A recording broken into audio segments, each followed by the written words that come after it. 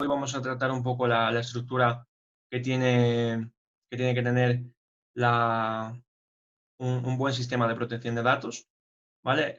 El sistema que nos dice la Unión Europea que debemos cumplir, e implementar en cada una de nuestra organización, las pautas que nos da la agencia y este tipo pues claro, vosotros diréis, ¿y todo esto para qué? ¿Por qué voy a escucharlo? ¿Por qué voy a qué es lo que me interesa de esto? Bien, como os dije el lunes, a los que estuvisteis, no sé si hay alguna persona que se incorpora nuevo hoy. Si es así, por favor, que lo diga, que no se preocupe, porque de todas maneras también los vídeos del lunes y del martes se han grabado y serán enviados para todo aquel que pues se meta en la clase de hoy, pues pueda seguirla sin ningún problema. Pero como os dije el lunes, el objetivo de esto es generar conciencia y sobre la protección de datos. Consideramos, tanto Alejandro como yo, y más otro comité de expertos que también trabajan con nosotros, pues que la protección de datos no se encuentra actualmente mm, garantizada ni tampoco armonizada en México. Y el objetivo de esto es llamar la atención de autoridades estatales, eh, para, o autoridades públicas para que se den cuenta de que en España y en Europa existe un modelo que se está consolidando, ¿no? Y también en el resto de países de Latinoamérica. Entonces, con esto básicamente, ¿cómo se genera la conciencia? Se genera la conciencia de dos maneras, protestando en cuanto a qué es lo que necesitamos, pero para saber qué es lo que necesitamos, explicamos en estos talleres, en estos cursos, de cómo se necesita proteger eso que necesitamos. ¿Me entendéis? Entonces, la manera más sencilla es entender cómo se hace en Europa esto, para que veáis realmente el sistema robusto que tenemos en cuanto a las garantías de protección de datos y junto con ello, pues la manera de implementar esto en un sistema. Y ya veréis que esto es un mundo muy amplio, muy grande y bueno, que tiene oportunidades laborales, oportunidades académicas, oportunidades eh, de análisis y un montón de cosas que ya veréis a continuación. Bueno, he estado casi 10 minutos hablando sobre la estructura de esto. Eh, Como os digo, estos 10 minutos son también para hacer hincapié generando un poco de conciencia. Y Alejandro, si quieres dar inicio a la sección y abrimos esta apertura y arrancamos con un poco el tema general, aunque ya os digo, no va a corresponder al enunciado que ponía al día miércoles, va a ser un poco más de tema de introducción para lo que respecta al el análisis de riesgo, evaluación de impacto, y lo que vamos a ver hoy es un sistema de protección de datos robusto. Así que, Alejandro, cuando quieras, ya por formalidad. Pues adelante, digo, prácticamente ya llevas encaminado bueno, ya vas encaminado, considero que pues, adelante, ya, dando inicio formal en este caso a la sesión, considerando el tema mencionado al final, que es básicamente la estructura de un sistema de gestión, mismo que estaremos detallando el día viernes, de forma específica todo lo que tiene que ver con temas de un sistema de gestión de seguridad de datos personales. Eso lo vamos a estar, se va a tocar hasta cierto punto, pero se estará tocando a detalle el día viernes específicamente. Pero adelante, el espacio es tuyo, Rubén. Gracias, Alejandro. Buenas tardes a todos, por suerte, porque ya es más de mediodía por México. Gracias por aquellos que se mantienen aquí asistentes en el tercer día. Tiene dos ventajas, que me podéis hacer las preguntas que queréis conforme vaya saliendo todo esto. Y la segunda, pues que cuando os llegue el enunciado del vídeo ya lo habréis visto. Y también que cualquier error técnico que pueda generar todo esto, pues que si algún vídeo no se graba, pues es vídeo que se pierde, ¿no? Bien, vamos a comenzar la clase de hoy o la formación de hoy y tal. Si hay alguien que esté hoy haciendo su primer día, pues que me lo diga simplemente para tenerlo en cuenta. Si estáis todos y habéis seguido todos estos días en las emisiones anteriores, pues ya está, ¿no? Me alegro por ello. Bien, voy a tocar de una manera muy, muy leve, ¿vale? Había una rata en el enunciado, pero es culpa mía. Voy a tocar el tema. Bueno, vamos a hacerlo un poco estilo libre, pero yo creo que va a estar todo conectado, ¿vale? Vamos a hablar sobre el derecho al honor, ¿vale? El derecho al honor básicamente eh, nace al momento de proteger la vida privada de las personas, ¿vale? Bueno, derecho al honor, la intimidad, eh, datos personales, ¿vale? Y esto pues se refleja en la Declaración Universal de Derechos Humanos. Concretamente lo podemos encontrar en el artículo 12.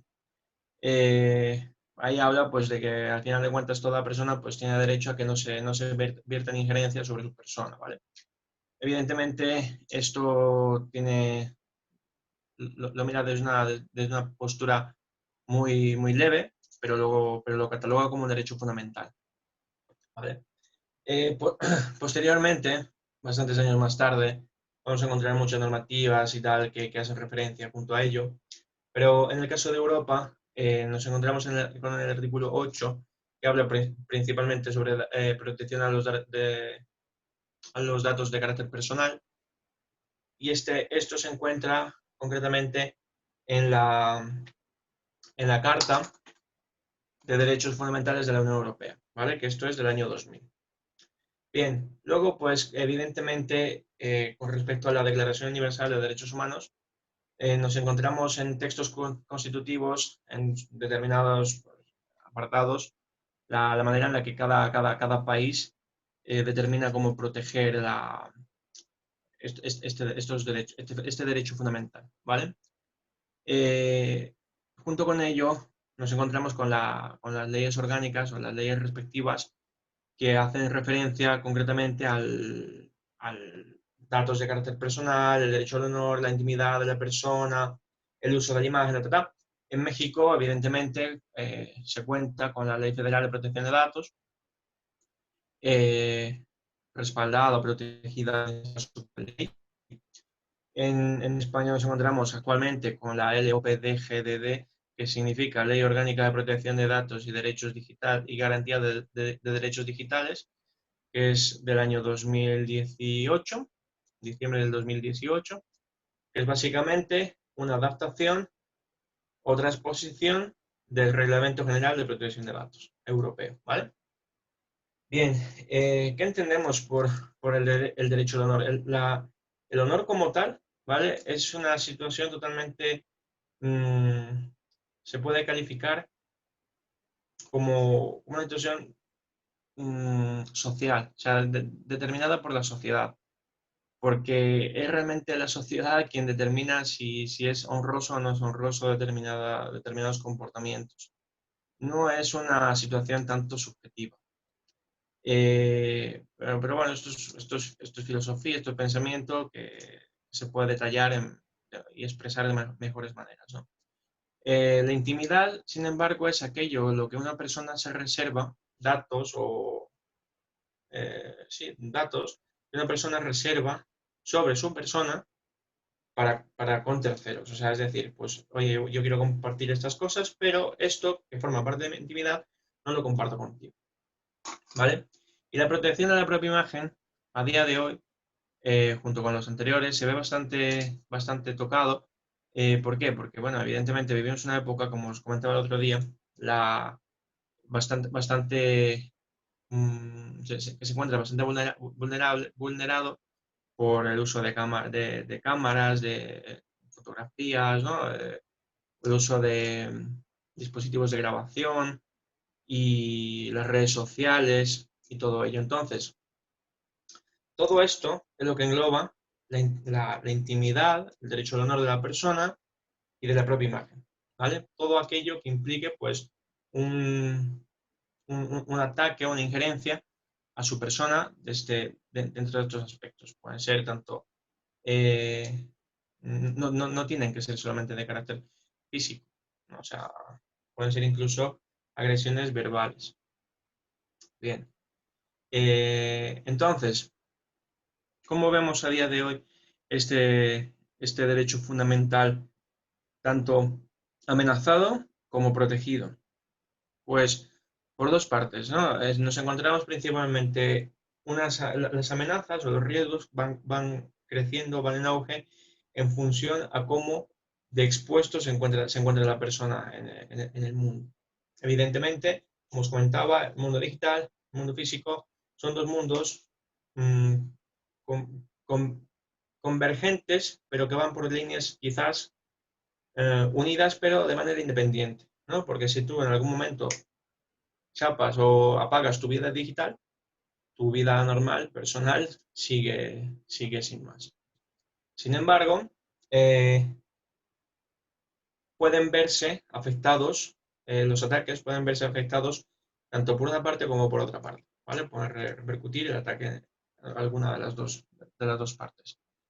En este caso, las amenazas con las que nos encontramos de una manera más asidua es mediante el uso de redes sociales, plataformas digitales, todo este tipo de coerción y extorsión que se lleva, o manipulación, que se lleva a cabo mediante prácticas de personas indeseadas, ¿no?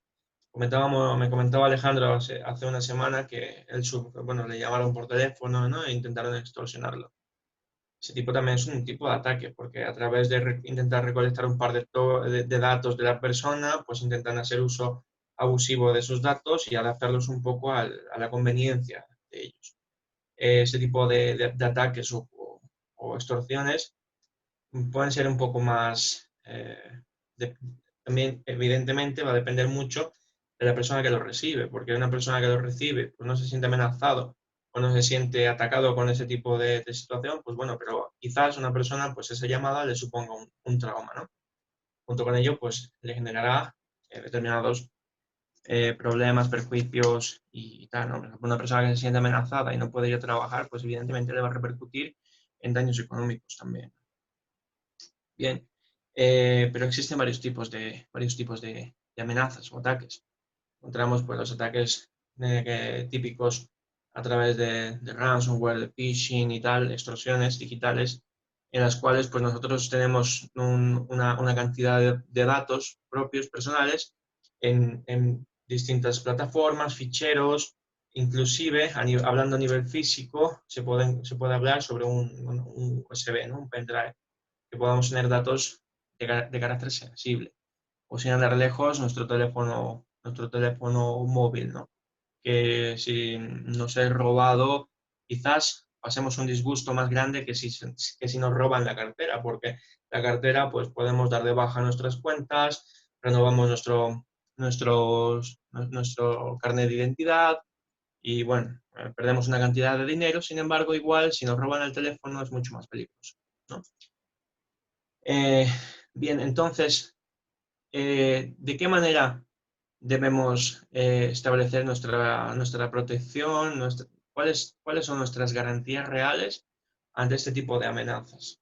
Porque también no hay que olvidar que en esta época que estamos viviendo mundialmente del COVID, ha habido muchos hospitales que se han encontrado amenazados, o mejor dicho, han sufrido ataques directamente a sus bases de datos, ¿no? O sea, ya no solamente a su sistema informático, a la infraestructura que tiene, sino también a sus bases de datos. Y evidentemente, si hay una fuga de datos de la cantidad de pacientes que estaban fuera y oye, pues qué tipo, por ejemplo, poniendo un ejemplo rápido, inmediato que pueda darse, imaginaros que tenéis a un familiar en el hospital con síntomas leves de COVID, sin embargo, una persona hace una llamada y os dice, oye, mira, que tu familiar se encuentra peor, está muy mal y necesitamos que hagas un ingreso inmediato de X cantidad de dinero para comprar oxígeno, para comprar determinado medicamento o alguna cosa similar. Evidentemente las personas estas tienen habilidades increíbles para poder convencerte, ¿no? Intentan jugar pues, con tus emociones y la situación en el momento en el que estás viviendo, así, haciendo uso de datos personales que puedan influirte. Entonces, ese tipo de ataques están siendo muy asiduos.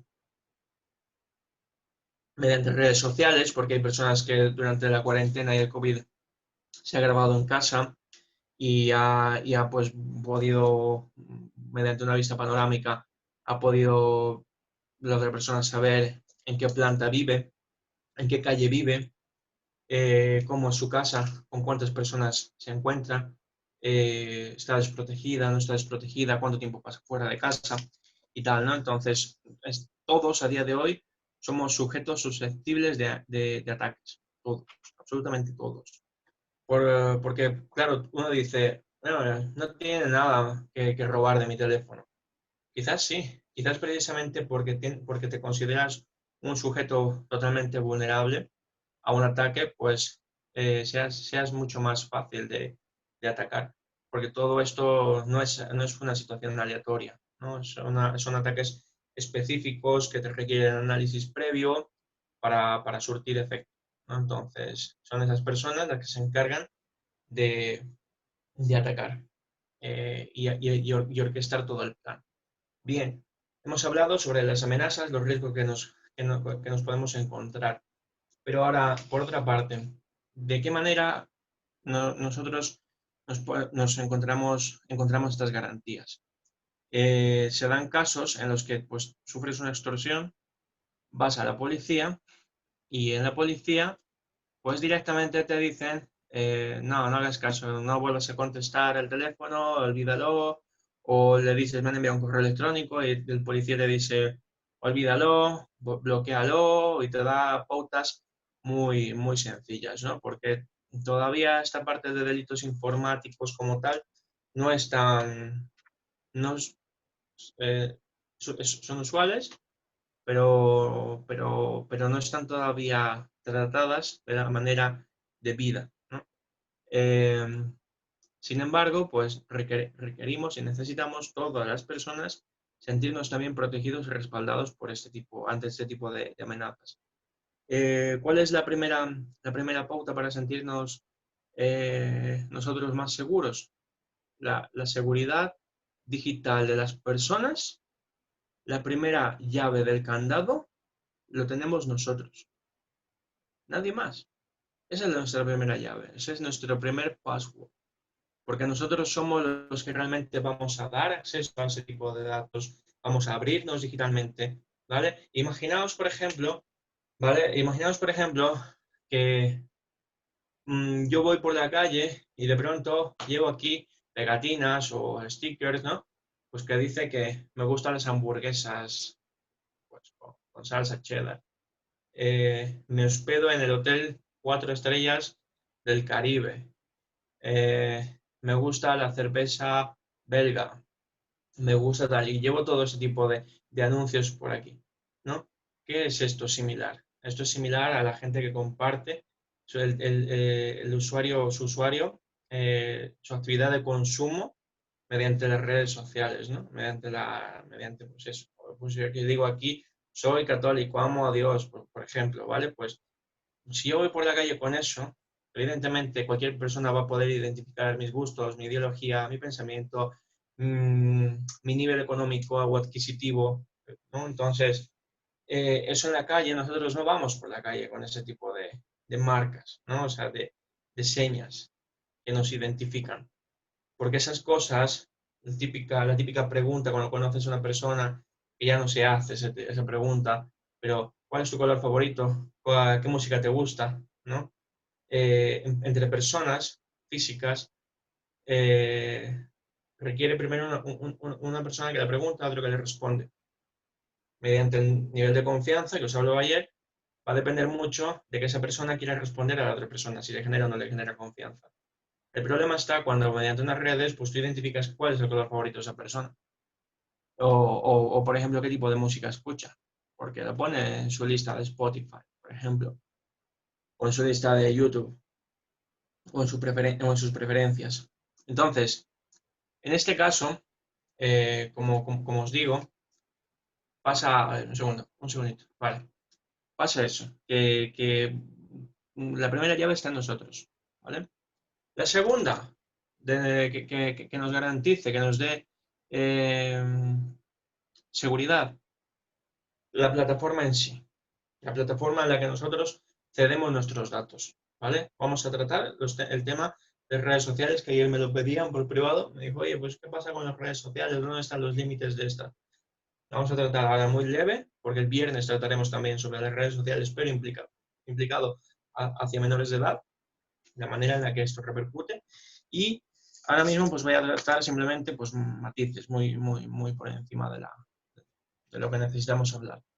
Y bueno, como os decía, el segundo paso está eh, la, la, la plataforma en la que nosotros cedemos nuestros datos. Puede ser una plataforma web, un sitio de registro, alguna persona que tenga una cuenta en Amazon, alguna persona que tenga una cuenta en Netflix, ¿vale? En Netflix dejamos datos bancarios. Ah, bueno, es verdad. Datos bancarios y los datos que queremos considerar oportunos, porque ahí puedes poner el nombre, apellido que te dé la gana y realmente tampoco te influye, ¿no? Pero oye, igual si Netflix, no sé, seguramente exista algún algoritmo que lo haga, te dice qué tiempo de visualización tienes, ¿no? Como YouTube, eso pasa así. Pero bueno, como os decía, pues los perfiles que según se vayan creando y la plataforma. Hablemos de redes que son muy típicas, casi a día de hoy necesarias, como Facebook, ¿vale? Una de ellas, principal. ¿Dónde están las garantías? Están la manera en la que ellos aseguran de que tus datos no van a ser usados de manera ni legal ni lícita y pues van a establecer todas las políticas de seguridad y adecuación para el tratamiento de tus datos. En general, todos los que tú aportas o decides aportar. En este caso, ¿dónde nos refugiamos si vemos vulnerado nuestra intimidad, eh, el mal uso de algunos datos? Por ejemplo, fotografías que son usadas sin nuestro consentimiento. Dentro de Facebook tenemos un apartado que se llama Bueno, política de privacidad, donde podéis acceder, te aparece una parte de un contacto, donde tú le escribes un correo electrónico y le dices, oye, mira, tal, porque está la opción de denunciar, que puede surtir o no surtir efecto, depende del tipo de presión o caso que te hagan, y puede estar luego la opción formal, real y que se necesita contrastar, que es la parte de política de privacidad. Vale, quien te da un correo electrónico, te dice, pues oye, si eres ciudadano europeo, escribe a tal. Si no eres ciudadano europeo, pues también puedes de todas maneras escribir este correo o puedes solicitar mediante este tipo de pautas, Bien, cuando esta puerta se nos cierra y no tenemos forma de garantizar estos derechos, este derecho fundamental, ¿dónde tenemos que acudir? A la autoridad de control pertinente que se encarga concretamente de estos temas. En este caso, en México, el INAI. Eh, por tanto, ¿cuál es la manera en la que tenemos que actuar? A día de hoy hay un portal de denuncias, hay un portal donde las personas pueden coger y solicitar, pues se han visto vulnerados el uso de sus datos, Perfecto. Pero evidentemente, cuando la legislación no abarca toda la serie de derechos, como os comentaba, tenéis los derechos ARCO, pero a día de hoy en España hay muchos más, como el derecho al olvido incluso que está recogido, luego la parte de las sanciones, que el reglamento te lo recoge en el artículo 82, sanciones, no de indemnización, será indemnizado cuando su derecho, Pues entonces, claro, cuando la normativa nacional no contempla todo este tipo de seguridad eh, para las personas y a su vez sanción por incumplimiento, o lo hace de una manera muy laxa, pues necesitamos meter un poco más de presión. Necesitamos generar lo que estamos haciendo ahora, generar conciencia Pero no solamente conciencia personal, porque yo creo que la tenemos todos. Yo creo que todos somos conscientes de que no hacemos bien dando estos datos, no hacemos bien echándonos este tipo de fotos, abriendo nuestras redes sociales de una manera pública, No, sino que necesitamos generar conciencia a nivel social, a que todas las personas pensemos de una manera igual y junto con ello, pues decirle a los de arriba, decirles, oye, necesitamos mejorar este tipo de situaciones, porque nos vemos vulnerados, nos vemos pues, atacados ante este tipo de problemas. ¿Habéis pensado en que si de pronto alguna red de telefonía pasa pasa una serie de narcotraficantes y de pronto se empiezan a llamar los narcotraficantes para extorsionaros porque tienen vuestro número de teléfono, vuestras fotos y el nombre de la familia? Eso es complicado, ese tipo de amenazas.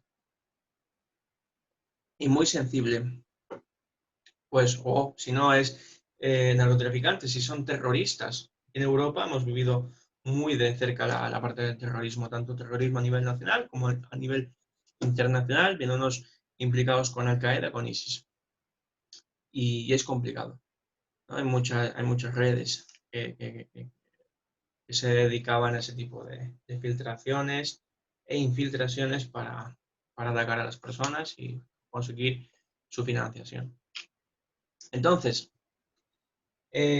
como os comentaba, esto es lo que llega a ser el derecho al honor, que es un derecho fundamental reconocido desde 1948,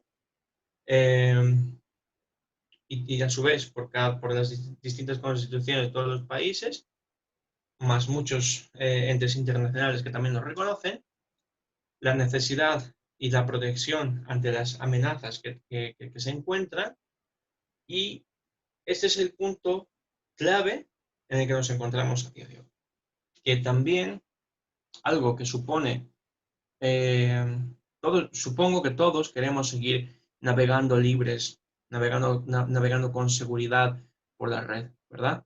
Supongo que todos queremos conectarnos como lo hacíamos en el año 2005, con una seguridad y tranquilidad, sin sentirnos amenazados, sin sentirnos atacados, ¿no? Porque en aquel entonces la maldad digital no existía como tal. El concepto hater, pues yo creo que fue quizás a partir del 2005 en adelante, a través de foros, ¿no? Porque fue cuando empezó todo esto.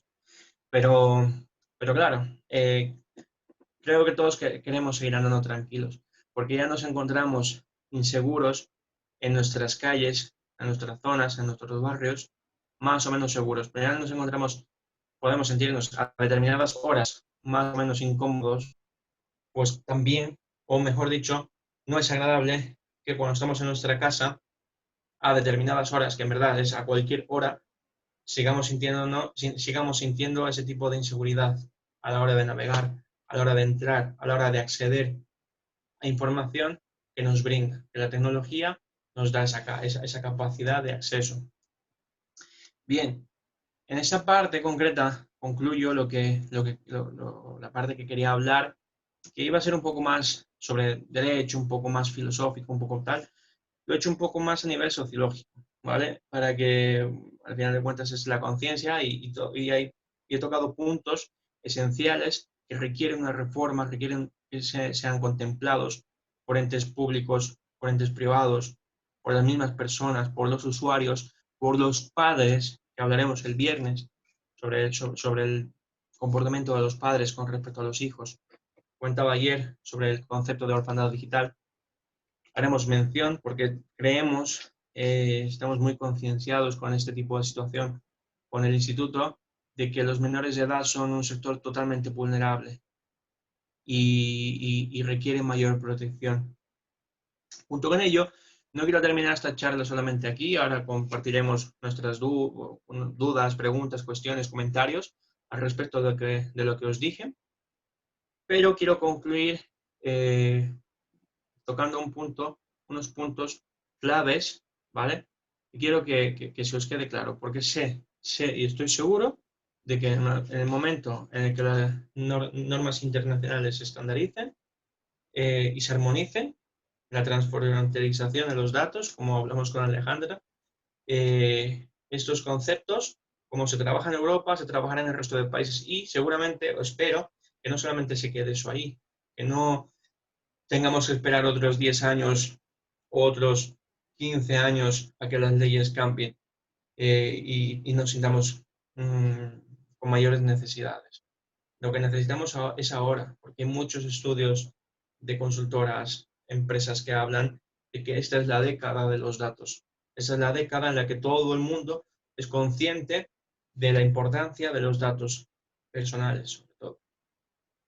Por tanto, quiero mencionaros algo que en algún momento sé que será de utilidad, tanto o bien si la normativa se instaura en México de aquí a unos, esperemos, meses, aunque igual son años, o semestres mejor, que suena más corto.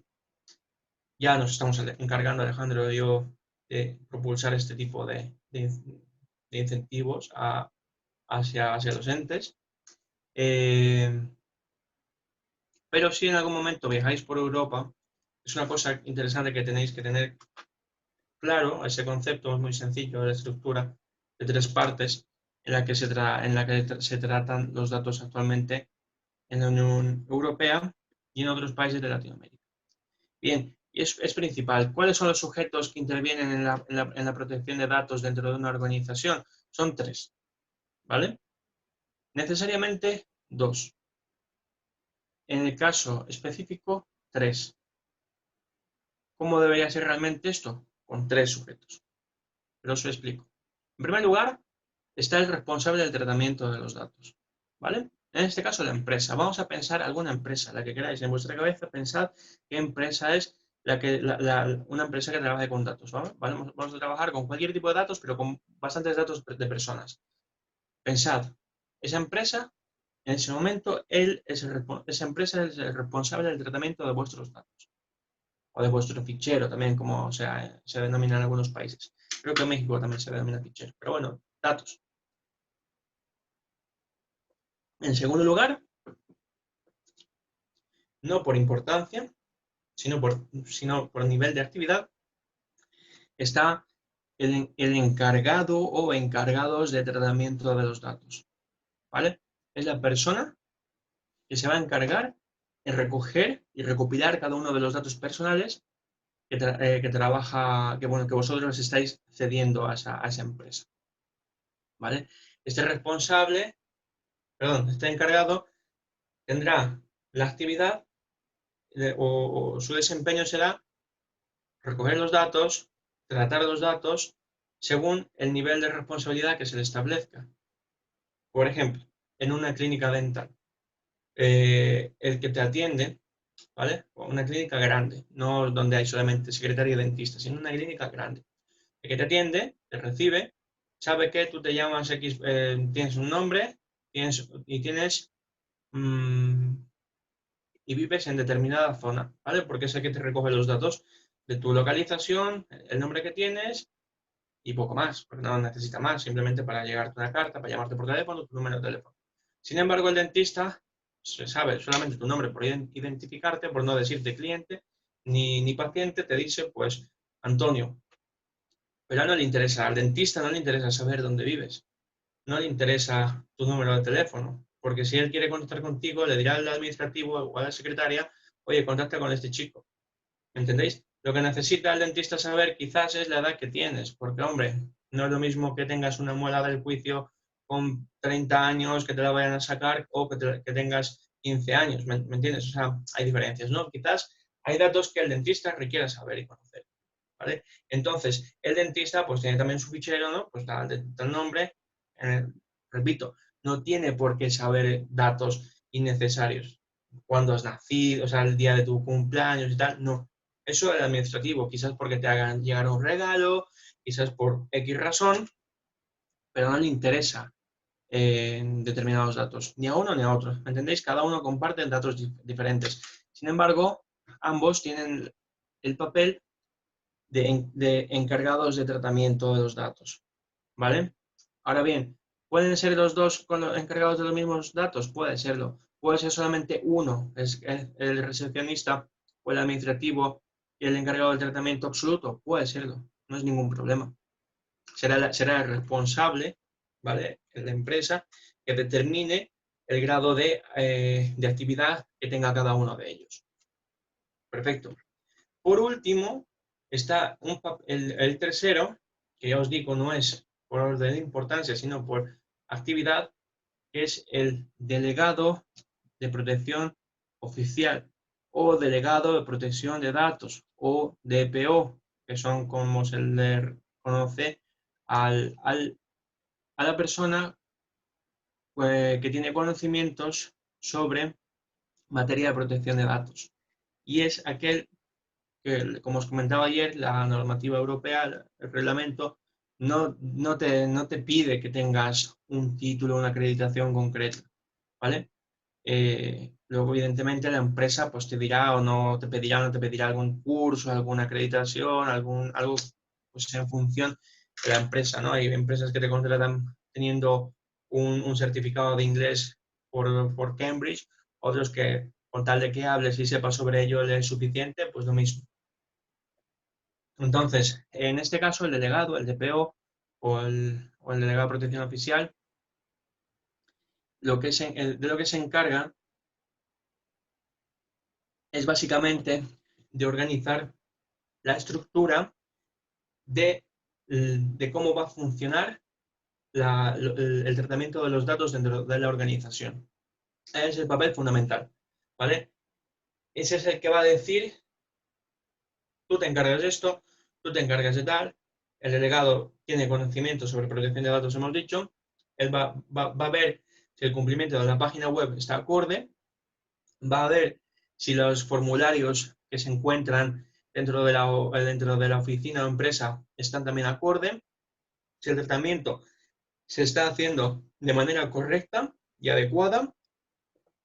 Y ahora bien diréis, es el que tiene toda la responsabilidad absoluta y si hay alguna multa, sanción, se lo va a comer todo él. Pues el reglamento dice que no. El reglamento te dice que el delegado está totalmente exonerado de cualquier situación de gestión porque no es el encargado administrativo, sino que es el encargado de establecer las pautas. Y el que se come realmente todo el problema y toda la sanción va a ser únicamente el responsable del tratamiento, ¿vale? Y luego ya, evidentemente, pues si ha habido algún problema y tal, el responsable tendrá algún tipo de procedimiento privado con su delegado o con su encargado de tratamiento, pero a ojos de la agencia, a ojos de esas sanciones de miles de dólares o de euros, el que va a ser responsable único va a ser la empresa, el encargado de tratamiento, ¿vale? No siempre tiene que ver porque es una empresa. Imaginaos, por ejemplo, un fisioterapeuta, no es una empresa, es una persona, aquí en España se diría autónomo, en México no sé cómo se dice, pero es un trabajador por cuenta propia, ¿no? Una persona individual que ejerce una actividad profesional. Esa persona tiene una lista increíble de pacientes. Tiene 8 pacientes por día, eso multiplicado al mes, y el hombre solamente te atiende una vez cada 2 meses porque tiene un montón de pacientes. Igual necesita algún encargado de tratamiento. Igual también necesita, porque son datos igual médicos, clínicos y tal, requiere un delegado de protección de datos. Entonces, es una persona la que va a ser cargo con ese tipo de sanción en caso de algún incumplimiento. ¿Vale? Esto es a multinivel. Esta es la estructura que se tiene y se trabaja en Europa, que seguro que en algún momento esta estructura existirá en México, hablando todo hipotético, pero con mucha fe. Y es un punto importante, interesante, porque como podéis ver, no sé a lo que os dedicáis cada uno de vosotros, pero como podéis ver, si sois personas contratantes, si sois responsables de alguna empresa, tenéis que tener en cuenta este tipo de perfiles. Este tipo de perfiles a la hora de contratar para vuestra empresa. Si sois personas que tenéis estudios, tanto jurídicos, técnicos y tal, y luego queréis tener un valor, un desempeño dentro de una empresa con este papel, que es interesante, porque de verdad os digo, si os llama un poco la atención los datos personales, cómo trabajan las empresas, sobre todo que son empresas modernas y actuales, no son empresas viejas, ¿no? Entonces, tenéis también un nivel de oportunidad bastante grande, bastante amplio a la hora de poder llevar a cabo ese tipo de actividades. O, en su defecto, si sois personal administrativo y os dedicáis a ofrecer servicios a las empresas desde un punto de trabajo de campo, o sea, de trabajo de campo quiero decir, desde la primera línea, porque yo les digo a los encargados, digo, tú estás en la primera línea, o sea, fallas tú y todo puede fallar, o sea, atento a esto, ¿me entiendes? Es una responsabilidad que tienes. Cuando yo hablo con el encargado de una empresa, de un cliente mío, digo, esta es la responsabilidad que tienes y tienes que estar atento a estas situaciones. Cualquier duda, me llamas. ¿Qué pasa? Que yo en ese momento estoy trabajando como consultor externo. Ahora bien, hay algunas empresas que yo estoy determinado como delegado. Y cualquier problema que tenga, me llega a mí esa reclamación. Entonces, ¿son oportunidades laborales? Pues sí, porque aquí en España, a día de hoy, y poco a poco, ¿no? Con el auge de esto, conocer sobre el tratamiento de datos de una manera correcta, te abre mucha oportunidad. ¿Por qué? Porque si tú vas y tú dices, no te preocupes, meto todo en el fichero, todo tal, y te dicen, pero tú conoces sobre protección de datos, y tú dices, los guardo, ¿no? Ya está. No, hay un tratamiento junto con todo esto. Una edad, la temporalidad, la forma de comunicar a la persona, un montón de protocolos que tienen junto con ellos de seguridad, porque todo dato que entre a tu empresa requiere un tratamiento. Y también, a su vez, alguien que se encargue de ese tratamiento. Por último, hablando sobre el papel o el factor del delegado. El delegado es en España y en Europa, porque lo determina así el reglamento, es la persona que está directamente comunicado, ¿vale? Con la Agencia de Protección de Datos. En este caso sería conectado con el INAI. Directamente, o sea, es el canal directo entre la agencia y la empresa. ¿Por qué? Porque es normal. Imaginaos, o sea, una empresa, una sociedad limitada, una sociedad anónima, de pronto recibe un comunicado por la agencia. El jefe, el CEO, leerá el correo o no lo leerá, le dará mayor importancia o menor importancia.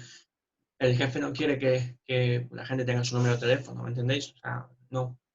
Evidentemente, la agencia o la institución, cuando llame por teléfono, no quiere perder el tiempo. Quiere saber y concretar dónde están los errores, de qué manera se va a solventar, si se tiene una política de seguridad, con quién tiene que hacer directamente el contacto, con el delegado de protección de datos. Es con el que, por eso está en España, te dan de alta, te dicen, tú eres delegado de tal empresa, tú eres delegado de tal. Entonces, ahí de pronto cae toda una red de clínicas, de tal. Pues vamos a contactar con todos los delegados que se encargan de clínicas. Vale, perfecto. Entonces te llega un correo electrónico de la agencia, te llaman directamente y te dicen, mira, ha pasado esto, entonces tú tomas ya las medidas adecuadas. ¿Por qué? Porque aquí lo que no se quiere perder es ni un segundo de tiempo. No van a hablar con el administrativo que diga, no, no está el jefe, y te diga, no, es que no quiero hablar con el jefe.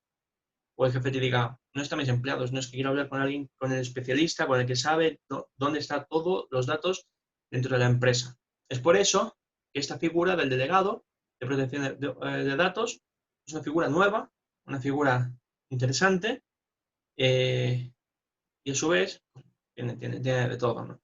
Yo ha habido para algunas empresas que he tenido que hacer de delegado, de encargado, menos mal que no de responsable, pero hacer todo, ¿no? O sea, toda la estructura en general. Bueno, esto es como todo. O sea, no te van a contratar con un servicio concreto y vas a ser específicamente ese servicio concreto, ¿no? Al final de cuentas, el trabajo es en general, según lo que se vaya necesitando. Y si tú sabes sobre todo protección de datos y el resto no lo sabe, pues evidentemente vas a tener que echar una mano en todo este tipo de cosas. Lo bueno de entender sobre protección de datos, que es un tema muy amplio que te da paso a la consultoría. Yo puedo dedicarme, mejor dicho, me dedico a la consultoría actualmente precisamente por eso, porque me da mucha habilidad, actitud para desempeñarme en distintos sitios y no solamente conocer sobre cómo se trabaja en protección de datos en un determinado punto. Al conocer la normativa, te da capacidad para dar asistencia a todo tipo de organizaciones. He trabajado en administraciones públicas he trabajado también en privadas, en empresas tecnológicas de desarrollo tecnológico, que es la que actualmente me encuentro, proyectos preciosos que van a dar a la luz en España, en mi ciudad, en los que estoy participando y me encuentro feliz y fenomenal por ello. Y también en proyectos de carácter rural, que también he tenido clientes que tienen sus, bueno, es que esto de hecho igual, en México puede sonar más o menos distinto, ¿no? Pero bueno, empresas que se dedican a la extracción de aceite de olivo, ¿no? Es muy típico en España. Pero claro, tú lo piensas y dices, bueno, es que es una cosa muy rural, muy de campo. Pues sí, requieren también una protección de datos. La de sus trabajadores, la de la gente que vaya a pedir trabajo, porque dejas tu currículum, tu CV, ¿no? Tu currículum vitae para pedir trabajo. En tu currículum aparecen datos. Tú tienes que firmar un papel también. O cámaras de videovigilancia dentro del trabajo, pues que todo está en orden. ¿Entendéis? Entonces, esto abarca un montón de cosas, un montón. Y según la seguridad que quieras darle a la organización, tienes aquí un gran nivel de oportunidades. Evidentemente, si hablamos de una información o una adaptación armonizada, transnacional, puede darte la posibilidad de trabajar con otros países. ¿Por qué? Porque tienes el conocimiento bajo un estándar de normativa. Yo sí entiendo alemán, pero yo perfectamente me puedo a trabajar a Francia bajo la metodología que tengo, que es la única estándar, pues en Francia, con una normativa, conociendo las pautas principales. ¿Entendéis? Entonces, estas son las puertas que te abre. Esto es un mundo muy amplio y claro, luego diréis, claro, pero es que México no tiene dinero ahora mismo para meter y tal en protección de datos y tal. No pasa nada, tú implementas la norma. Tú en el momento que implementes la normativa, ¿cuántas normativas que son innecesarias o leyes que se aprueban a día de hoy que no son necesarias? O que te multan con pequeñas sanciones. Sin embargo, tú implantas la normativa y esperas y das el plazo de 6 meses para que exista ese cumplimiento. O un año, o 2 años, como se hizo en Europa. En el momento en el que hay incumplimiento, empiezan a soltar dinero a las empresas por haber incumplido la normativa. Y al final de cuentas, la administración se nutre de sanciones, la gente se siente más respaldada y las empresas tienen más ojo a la hora de tratar los datos de las personas. Y señoras, señores, esto ha sido la charla de hoy. Espero que os haya gustado, ha sido un poquito improvisada, pero he tenido que darle un poco de vuelco al matiz al tema que iba a tratar en principio, para también introducirte con todo esto a la ponencia de mañana, junto con la del viernes, que será de carácter un poco más específico en determinados ámbitos y puntos que son también de interés y relevancia. Así que, como los días anteriores, espero que no me decepcionéis, que haya un debate, charlas, preguntas, cuestiones, dudas, no sé, alguien que se quiera venir a España a trabajar de delegado de protección de datos, le paso la normativa y le digo cómo hacerlo. No sé, contadme cosillas y espero vuestro feedback. Alejandro, cuando tú quieras. Espero también una reflexión tuya ahora cuando entres, así animas un poquito a la gente a que participe y ya está.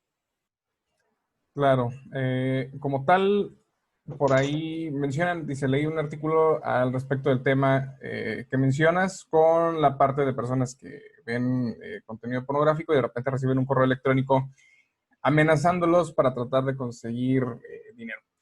Ese, como tal, es una cuestión más de falta de configuración específicamente en los servicios de correo electrónico que, bueno, a lo mejor puede llegar a juntarse en algún momento con que se está viendo alguna especie de contenido en especial y de forma muy casual llega el correo electrónico. Pero sí, es más cuestión de potencial problema de configuración. Por ejemplo, en este caso es este correo electrónico. Ya en diversas ocasiones hemos lanzado el comunicado. en el que es algo similar. Dice, hola, como te habrás dado cuenta, te he enviado un correo de tu propia cuenta y significa que ya tenemos acceso a todos tus dispositivos. Es normalmente algo similar. Como llega a suceder, te dicen el correo electrónico, sus cuentas de correo electrónico son tales. Hay algunas personas que les llega inclusive, te dicen, tengo contraseñas tuyas que son esta contraseña en especial y te ponen una contraseña. Y en algún momento sí suelen ser contraseñas que nosotros tenemos. Esto sucede por diversas cuestiones. Uno, los atacantes o criminales o delincuentes. Lo que hacen es ir a entornos donde puedan adquirir bases de datos que han sido previamente comprometidas o han sido filtradas o vulneradas. Dentro de los correos electrónicos, normalmente ellos tienden a realizar automatizaciones, por así mencionarlo, de envíos de correo electrónico. Automatizan esa parte. Envían el correo electrónico y envían la contraseña. Entonces, prácticamente dentro de los documentos, lo que se hace es como que, no sé, se agrega una variable que diga correo electrónico, se agrega otra variable que diga contraseña y eso se envió de forma automatizada, miles y miles y miles de correos electrónicos durante el día. Entonces, esa es una pequeña variante que a veces sí suele como que, a ver, ¿qué está pasando aquí? ¿No? Pero básicamente es algo, es algo similar. Te dan las contraseñas, la dirección de Bitcoin a la cual se tiene que realizar el pago, el tipo de tiempo que te dan. Hay veces que, por ejemplo, esta es la traducción literal ¿cómo se llama? De un correo que se recibió.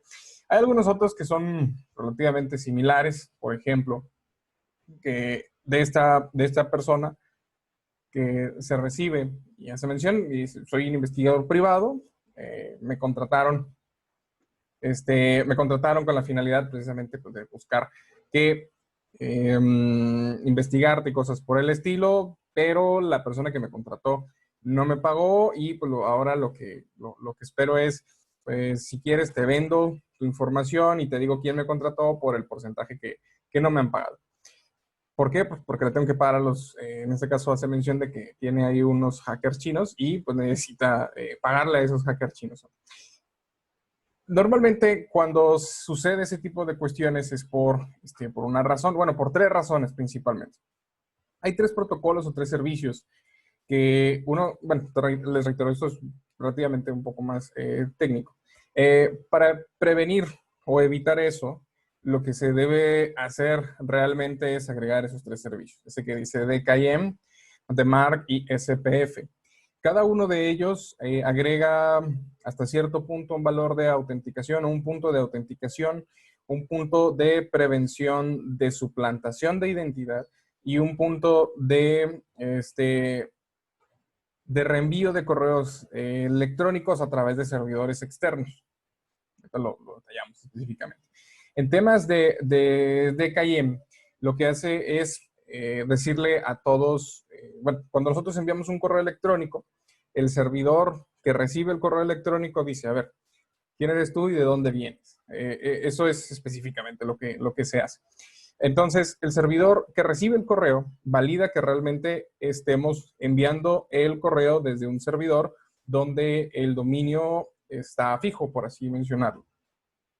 Y nosotros, esto sucede mucho cuando realizamos de repente uso, por ejemplo, compramos un dominio en tal lugar, pero utilizamos Google Suite o utilizamos un Office 365 o utilizamos alguna especie de servicio de mensajería de correo electrónico externo, al final de cuentas.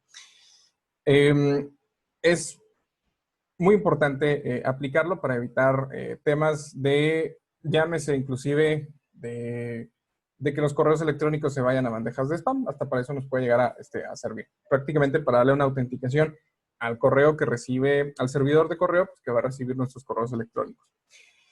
Después está este apartado que se llama SPF y básicamente la intención es evitar temas de falsificación de tu correo electrónico, que alguien pueda realizar envíos desde tu correo electrónico. Lo que hacen los delincuentes, los atacantes o los criminales es forman o hacen un servidor que se le conoce SMTP, que nos permiten realizar precisamente los envíos de correo electrónico.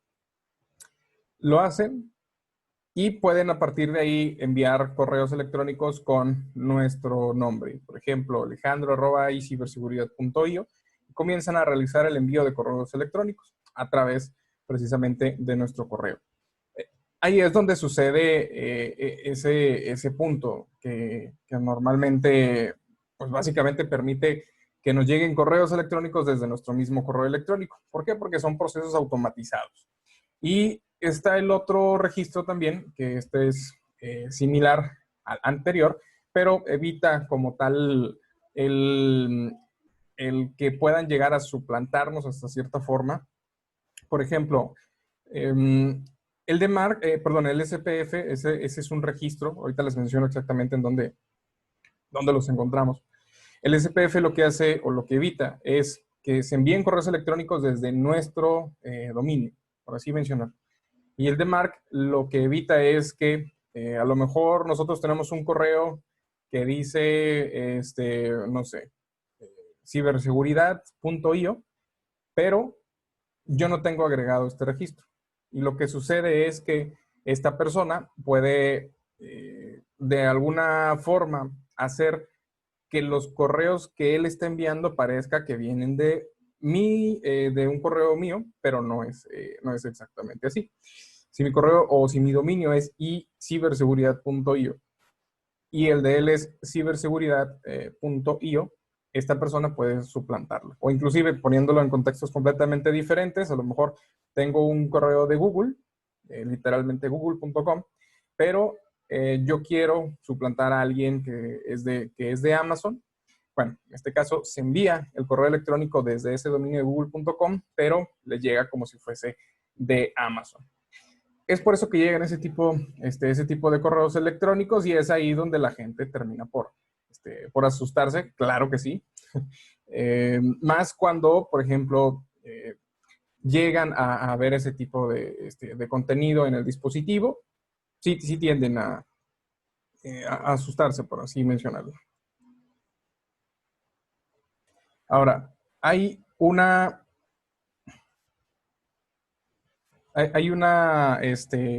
plataforma llamada MX Toolbox, la cual ustedes pueden utilizar, es gratuita, e inclusive dependiendo de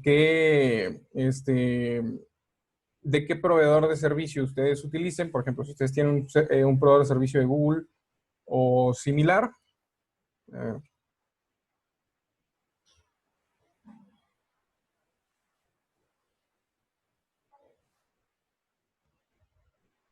si ustedes tienen un proveedor de servicio de Google, ustedes, bueno, nosotros lo tenemos.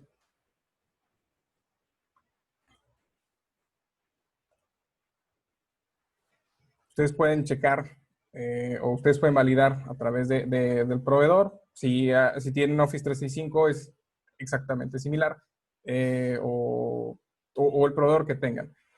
Este realiza una verificación y nos dice, ok, ¿cuáles son los registros que tú tienes? Tienes el SPF, tienes los registros de MARC, de KIM, registrados de forma correcta, etcétera. ¿Dónde se agregan estos registros? Estos registros van agregados en donde nosotros tenemos el servidor DNS o donde nosotros podemos realizar, realizar, modificar, agregar, quitar registros DNS. Ahí es donde se realizan, ahí es donde se agregan estos registros y estos evitan, o pues sí, técnicamente evitan que se puedan llegar a utilizar los correos electrónicos que nosotros tenemos como para que nos lleguen o puedan ser temas suplantados o puedan ser utilizados esos correos electrónicos. Está bastante sencillo de solucionar. A lo mejor les lleva algunos 40 minutos o 48 horas ya validando o aplicando las configuraciones, o vaya, cuando se aplican las configuraciones específicas. Es específicamente cómo pues, se soluciona. El problema realmente es muy sencillo.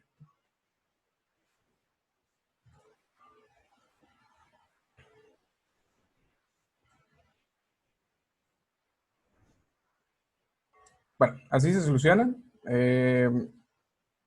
Si tienen alguna pregunta, sin ninguna especie de problema.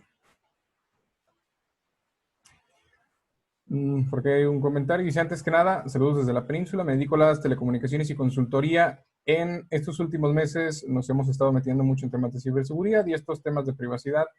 Como comentarios, nos hemos topado con mucha barrera de entrada por parte de las empresas. Tratamos de concientizar sobre la importancia de estos temas. Me gustaría saber en su experiencia qué les ha funcionado más. Voy a hacer uso de unas diapositivas de un programa de capacitación en ciberseguridad que tenemos. Y te voy a hacer mención específicamente qué nos funciona. Hay algo que particularmente a las empresas les gusta más.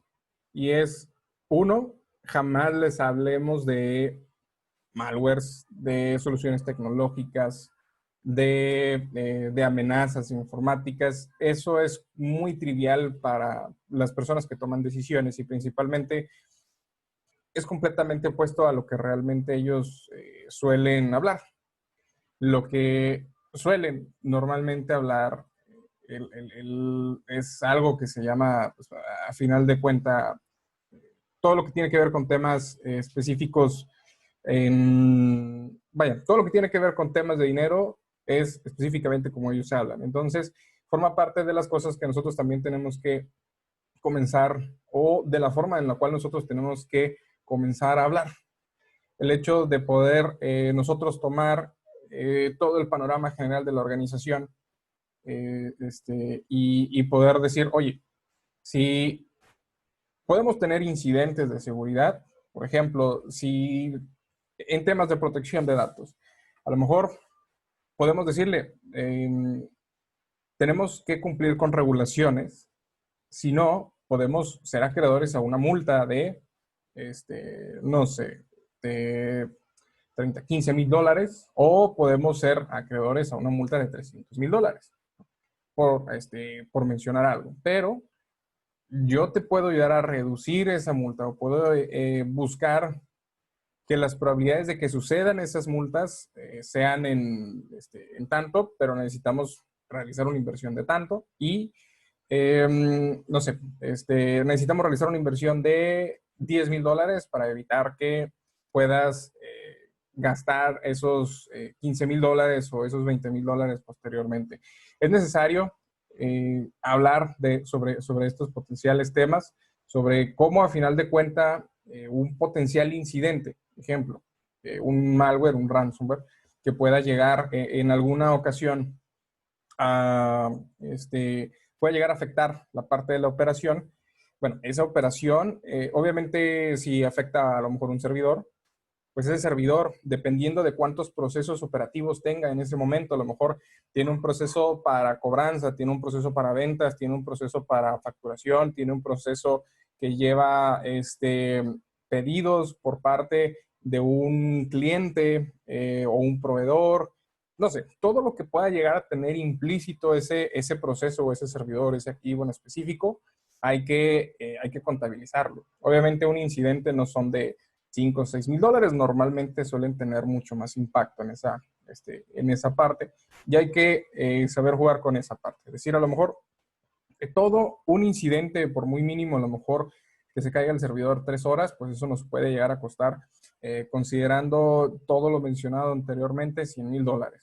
Pero si implementamos esta solución de seguridad que nos permite mantener la operatividad o recuperar la operatividad en un lapso de 10 minutos, si llega a haber una caída del servidor, en este caso nos va a costar 5 mil dólares. Bueno, ya hay un punto a favor tuyo en decir, ok, esta persona se preocupa por la parte operativa, que simplemente decir, no, pues es que necesitamos implementar una solución de copias de seguridad, una solución de lo que quieras. Pero es algo que se debe de tomar.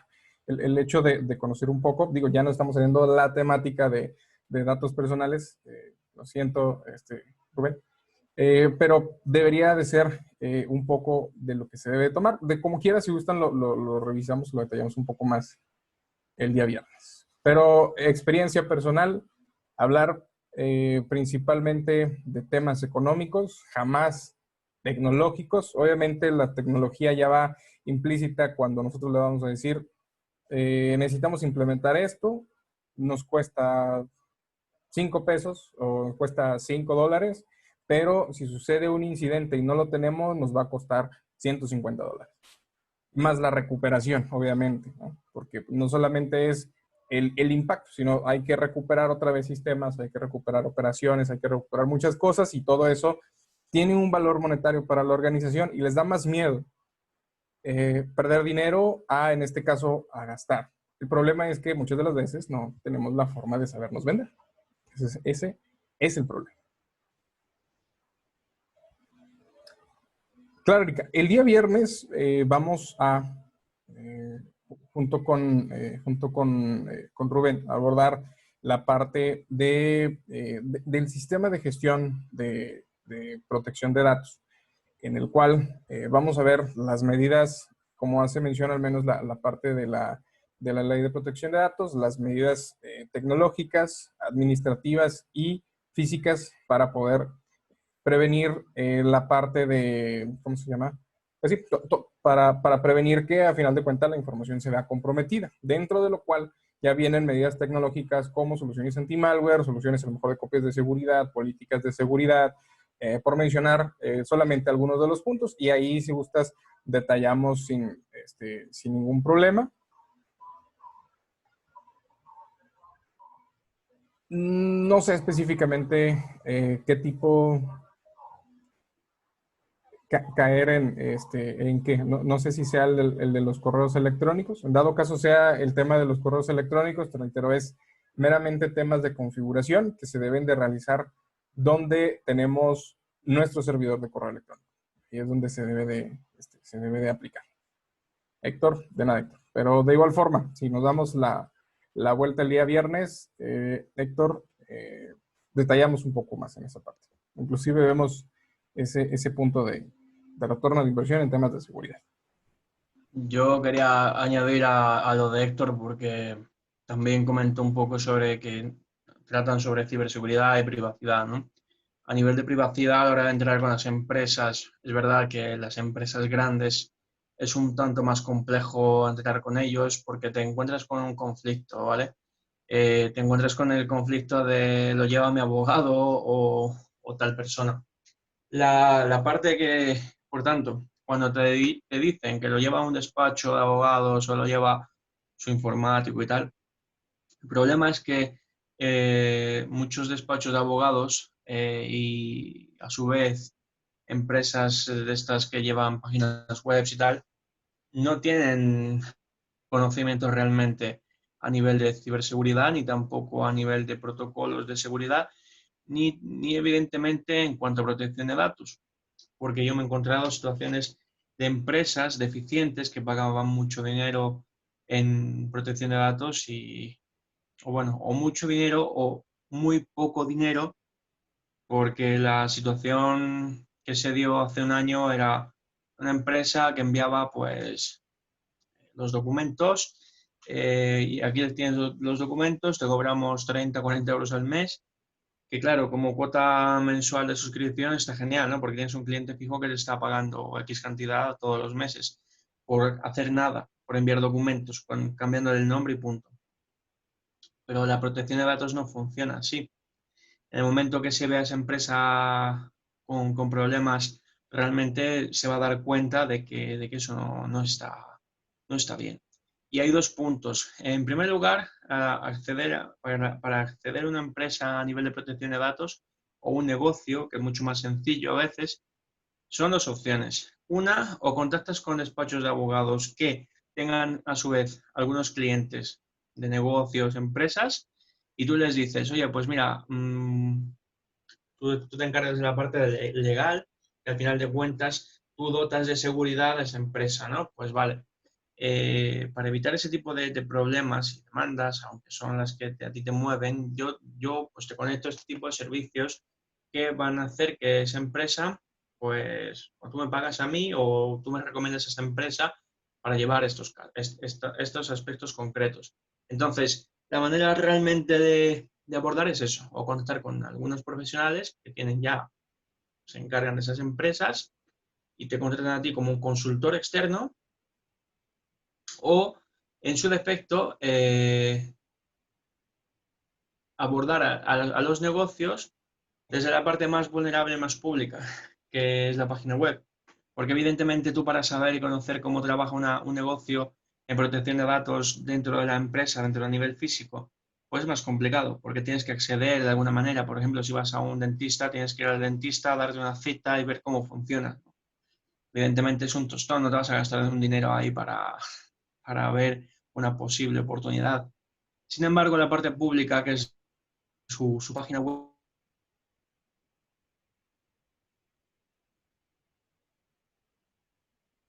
de analizar una página web a nivel de seguridad por 4 cosas que se puede simplemente, pero a nivel de protección de datos o la parte de estructura, de la parte de aviso legal o protección de datos o privacidad, pues te puedes dar cuenta de que la más evidente y la más normal hasta el día de hoy, que siguen usando normativas anteriores, normativa del LOPD 1999, o te puedes dar cuenta de que la empresa, pues en su cajetín no tiene la doble verificación, tú pones un correo cualquiera y te llega directamente la suscripción, ¿no?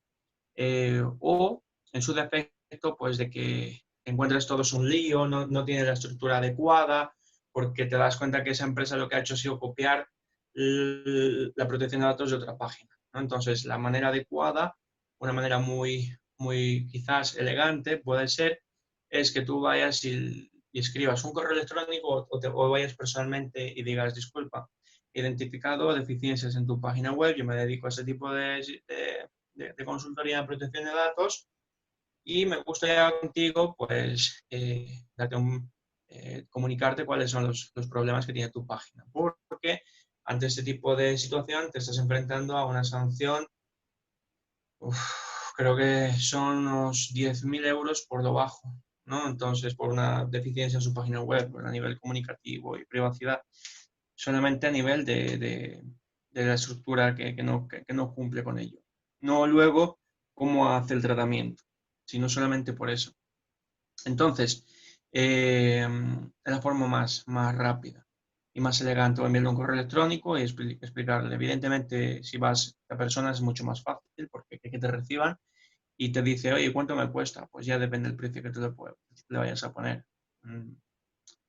No sé, ¿sabes? Hay personas que pueden vivir haciendo políticas de privacidad de páginas web, pero pues que para mí, por ejemplo, no me supone más de 1 o 2 horas de trabajo, donde se dedica el tiempo realmente es a la hora de la consultoría de explicar a la persona cómo funciona eso, ¿no? Entonces, cuando yo armonizo o estandarizo una empresa como tal, siempre les hago luego una formación de 4 horas mínimo para todos sus trabajadores, porque es que si no, no valen de nada todo lo que has hecho y luego nadie entiende qué es lo que hay ahí.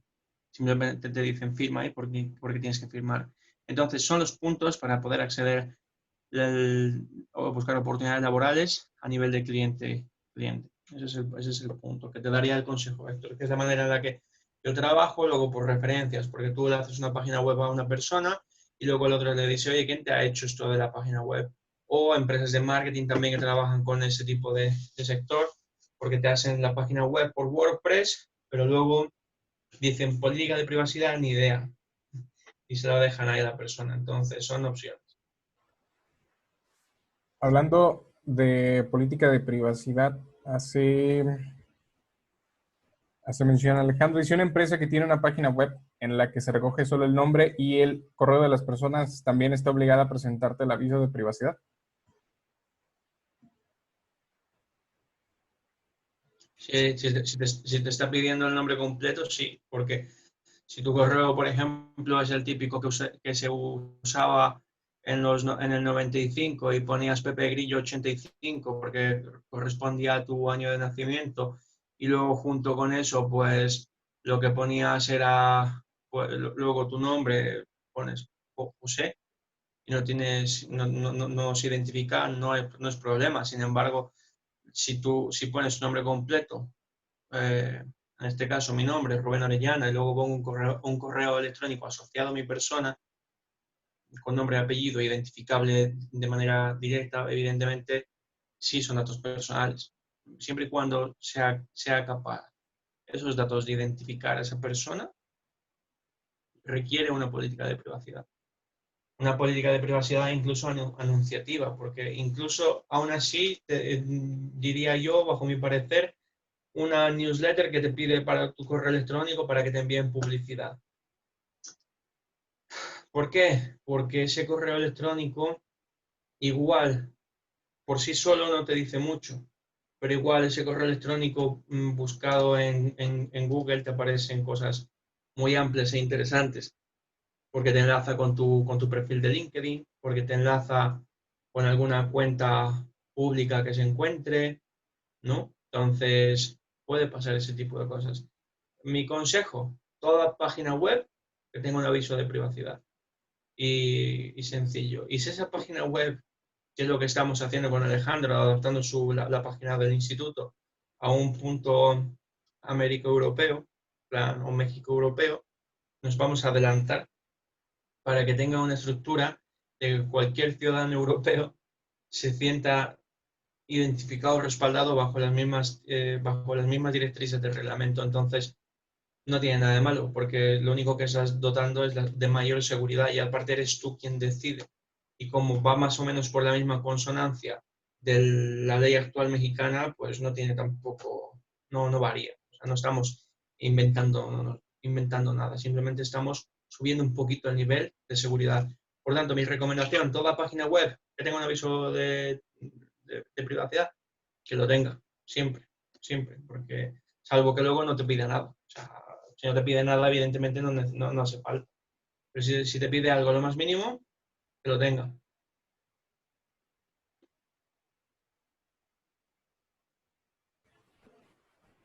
Y por el momento, pues ya no hay más preguntas hasta el momento. Bien. No sé quién tenga la última pregunta, ya para, de igual forma, finalizar la sesión y pues no quitarles más su tiempo el día de hoy, ¿no? Habla tú, Alejandro. ¿Qué? ¿Qué? Plantea tú la pregunta. Pues en general, preguntas no tengo. Ya sería cuestión. Bueno, ya hice la última pregunta de quién tenía la última pregunta, ¿no? Pero, en dado caso de quién tenga una última pregunta.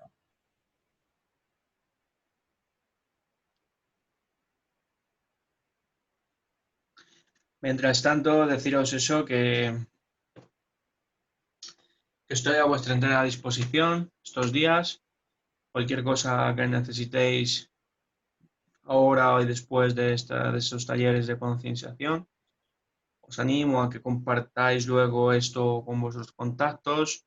El aforo que hemos tenido hoy ha sido un poquito más reducido, se entiende, quizás será por el título del tema de hoy, quizás será porque es miércoles y la gente estaba un poco ya cansada, es normal, ¿no? Nadie puede seguir este ritmo de todos los días a una hora y tal, totalmente comprensible. Pero bueno, al final de cuentas tenemos la posibilidad de grabar estos vídeos que luego la gente lo pueda ver en el momento que quiera y cuando quiera, ¿no?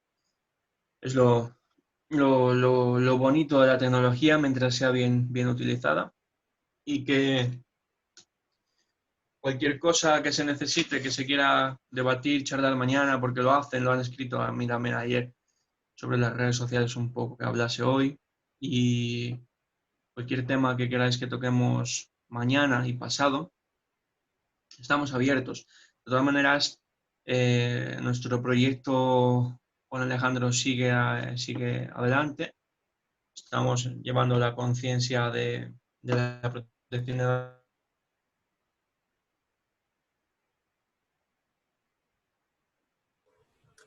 Bueno, considerando un poquito dónde se quedó, de hecho, estamos buscando llevar un poco la parte de la protección de datos un poquito más allá. Bueno, es que te trabaste por eso. Continúe un poco, pero adelante. O es la misma. Ah, no, creo que es mi conexión a internet la que está fallando. Te vi como que... Puede ser, puede ser. Bueno, eso que ya está, que si no hay ninguna pregunta, duda, sugerencia más que queráis hacer, nos vemos el día de mañana. Muchas gracias a los que estáis asistiendo estos días. Entiendo que es un tostón. Os animo a que vengáis mañana, porque mañana lo que he hablado hoy supondrá mañana un punto más interesante. Ya os he dicho que si al final no se puede compartir, no puedo yo compartir la pantalla, lo intentaremos por Alejandro y a ver si podemos un poco ver y analizar las maneras en las que se trabaja, se ve todo esto. Así que ya está. Muchas gracias por todo. Gracias por la asistencia. Pasad una bonita tarde, que ya es tarde para comer y para mí para cenar. Así que, gracias, Alejandro. Muy bien, de igual forma, muchas gracias. Y ya, pues, el día mañana jueves estaremos viendo todo lo que tiene que ver con tema de tratamiento de datos personales, la seguridad de los mismos. El día viernes, datos personales y todo lo que tiene que ver con temas de mitigación de riesgos. El viernes iba a estar un poquito extenso, en el cual se va a agregar un tema para poder ver lo que compete a un sistema de gestión, o vaya, la implementación de un sistema de gestión de seguridad y de protección de datos. Y obviamente con ello conlleva las medidas tecnológicas, administrativas y físicas precisamente para la protección de las mismas. Entonces, a lo mejor el día viernes sí va a estar un poquito más extenso, ¿no? Ahí ya va a haber una participación binomial, por así mencionarlo. Pero bueno, eso sería todo. Y les queremos agradecer nuevamente la asistencia y ya nos estaremos viendo el día de mañana. Podéis traeros una cervecita para el viernes, porque va a estar larga la cosa.